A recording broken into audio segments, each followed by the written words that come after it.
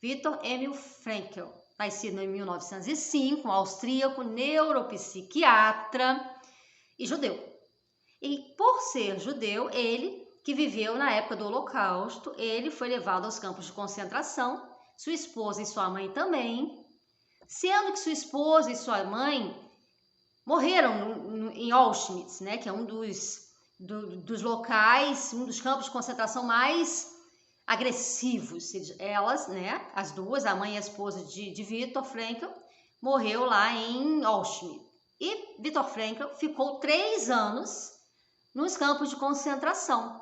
E como neuropsiquiatra, ele observou o comportamento daqueles que com ele passavam pelas mazelas dessa época tão difícil da vida. Então ele observou que as pessoas que davam um sentido às suas vidas, que tinham algum tipo de esperança no futuro, que tinham algum tipo de sentido para continuarem vivas, elas conseguiam retardar o seu sofrimento, elas conseguiam retardar, atrasar a sua morte. É porque muitos, mesmo tendo um sentido para suas vidas, faleceram em função das condições do ambiente.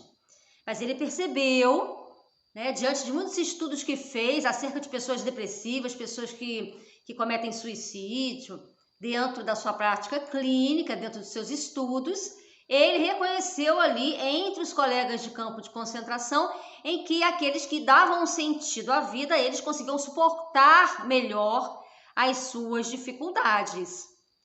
E outros se entregavam, definhavam e morriam.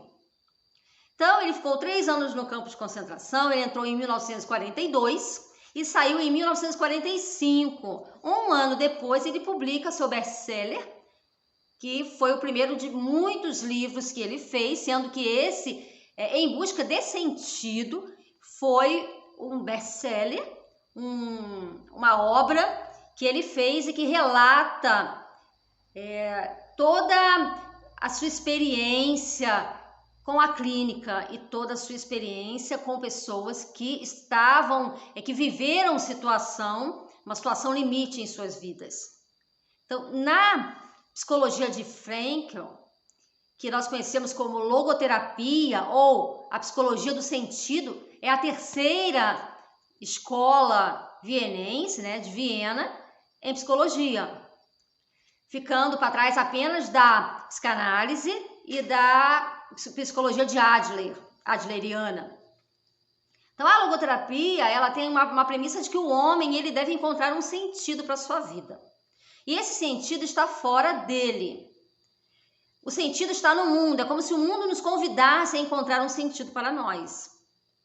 Então, Frankl, ele vai contra essa ideia de autorrealização, de felicidade, de busca da felicidade, de que nós temos que nos autorrealizar, uma busca por autorrealização. Ele é o oposto, digamos, de Abraham Maslow, que falava que o auge em que o ser humano pode chegar na pirâmide de Maslow é a autorrealização. Para ele, não.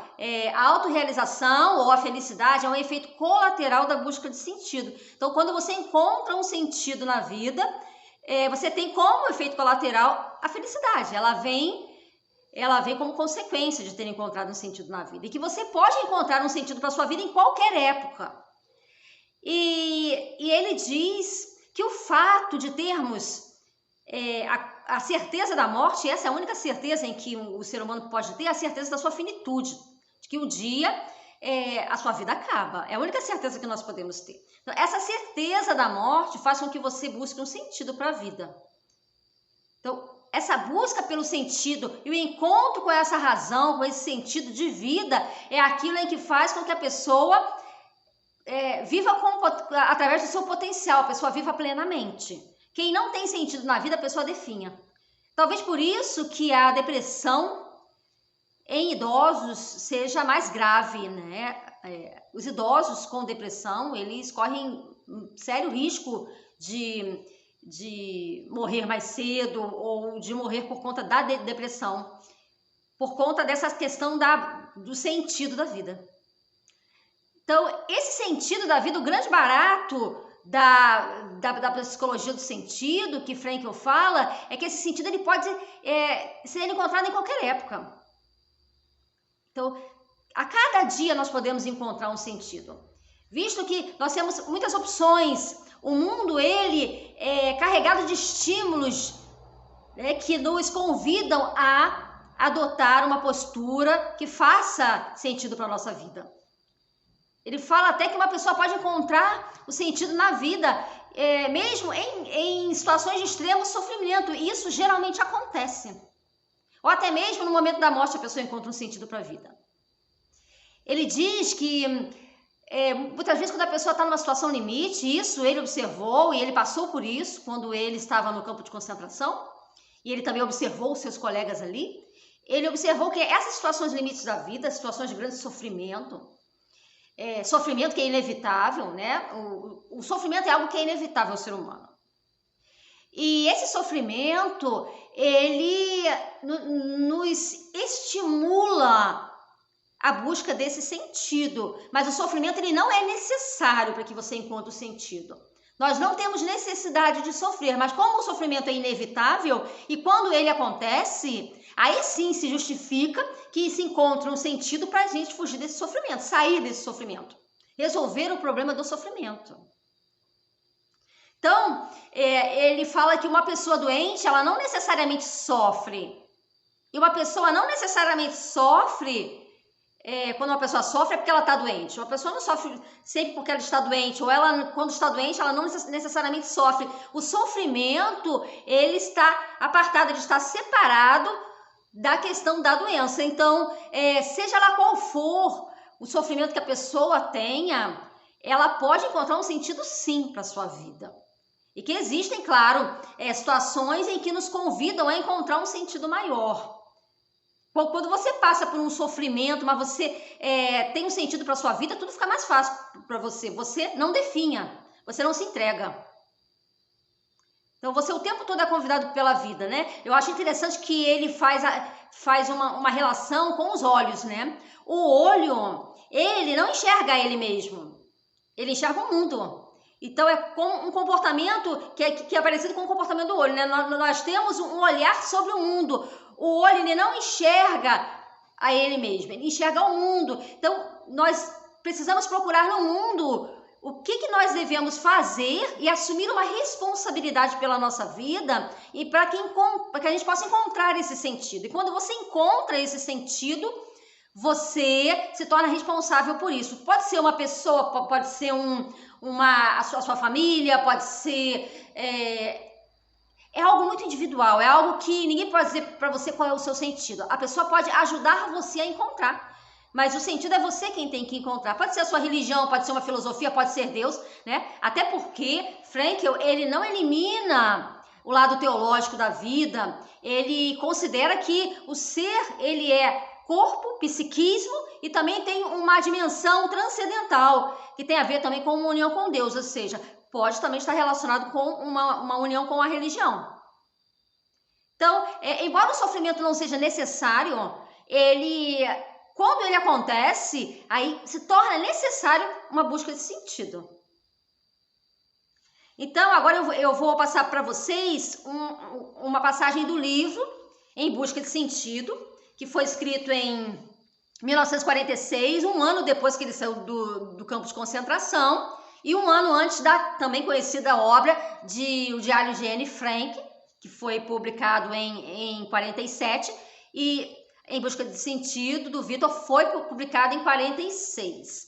Então, ele diz assim na página 95 de Em Busca do Sentido: a pessoa cuja situação não permite prever o final de uma forma provisória de existência, também não consegue viver em função de um algo.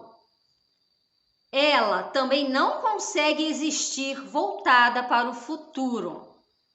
Toda a estrutura de vida interior começa a aparecer sinais de decadência interior. Numa situação psicológica idêntica, encontra-se, por exemplo, o desempregado. Então aqui ele faz uma relação, por exemplo, com o desemprego, quando você não vê um sentido pelo qual você está levando a sua vida, porque você perdeu o seu emprego, porque você sente que você não está sendo útil à sociedade porque você está sem emprego, porque você não está atuando ali numa atividade laboral. Então ele relaciona para tentar situar esse pensamento da logoterapia, da psicologia, do sentido na nossa vida cotidiana. Quantas vezes nós não estamos passando por doenças graves, como um câncer, ou como a perda de um ente querido, ou como um desemprego, ou a perda de bens materiais. Então nós começamos a achar que a vida acabou ali. A gente fica naquela situação limite na nossa vida. Então, a busca de sentido é olhar para o mundo da mesma forma que faz os olhos, né? Não olhar para si mesmo. Se autoconhecer é importante, ele não nega o autoconhecimento. Claro, a gente precisa conhecer para a gente identificar o que a gente pode buscar como sentido na vida. Mas o autoconhecimento não é a meta para Frankl. A meta é a busca do sentido, e a busca do sentido está fora da nossa existência, ou seja, está no contato com os outros e com a vida. Então, a vida que nos convida a encontrar esse sentido. Então, não é a autorrealização, não é a felicidade. Muitas pessoas, elas podem ter muitas coisas e ainda assim sentir que a vida não faz sentido. A pessoa pode ser muito rica, a pessoa pode ter uma família numerosa e ela pode ser amada, muitas pessoas podem amá-la, mas ela pode ainda assim sentir que não tem um sentido para a sua vida. Então, não tem a ver com essas questões de autorrealização, tem a ver mesmo com uma busca de sentido. E uma outra passagem do livro, da página 105, do Em Busca de Sentido, ele diz: esse fato de que cada indivíduo não pode ser substituído nem representado por outro é, no entanto, aquilo que, levado a nível da consciência, ilumina em toda a sua grandeza a responsabilidade de ser humano por sua vida e pela continuidade da vida. A pessoa que se deu conta dessa responsabilidade em relação à obra que a espera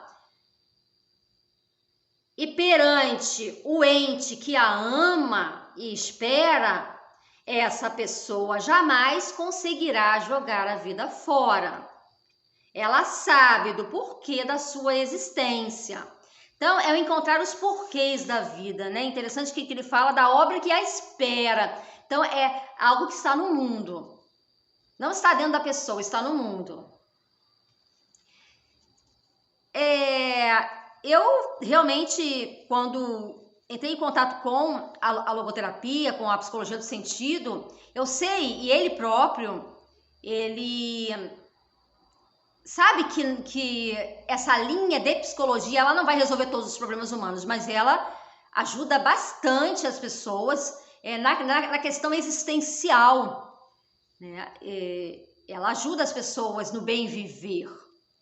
E essa força de pensamento é fruto de uma observação da vida, né? De que quando estamos em momentos em que nós precisamos encontrar uma luz ou um sentido para a nossa existência, em que nós não identificamos no ambiente o que nós podemos fazer para a nossa vida dar certo ou para as coisas tomarem um rumo diferente, nós entramos nessa questão de uma decadência mesmo, né? De um esperar, esperar que isso venha, que isso surja para nós, né? E o fato da vida ser finita, o fato da gente ter aí um prazo de vida, digamos assim, que a gente não sabe quando vai ser, mas a gente sabe que vai ser, é inevitável. Então, isso faz com que a gente queira encontrar esse sentido de vida. Quando nós sabemos que a nossa vida está acabando, quando nós sabemos que nós já estamos numa determinada idade, nós ficamos ansiosos, né? Até porque o sentido de vida ele pode ser encontrado em qualquer época, ele pode ser encontrado e o quanto antes melhor. E você pode ter mais de um sentido de vida. Numa determinada época, por exemplo, na adolescência, você encontrou um sentido de vida, numa determinada fase você encontrou outro sentido de vida, na velhice você encontra um outro sentido de vida, né? Então, o sentido de vida, ele pode ocorrer em qualquer época e ele pode ser variado. Você pode encontrar sentido em qualquer época da sua vida. Então, ele diz também no livro, o homem só se torna homem e só completamente ele mesmo quando fica absorvido pela dedicação a uma tarefa, quando se esquece de si mesmo a serviço de uma causa ou no amor a uma pessoa. É como o olho, que só pode cumprir sua função de ver o mundo enquanto não vê a si próprio. Olha que bacana. O sentido tem um caráter objetivo de exigência e está no mundo, não no sujeito que o experiencia. Espero que vocês tenham gostado, que vocês tenham compreendido, que tenha ajudado aí no processo de vida de vocês.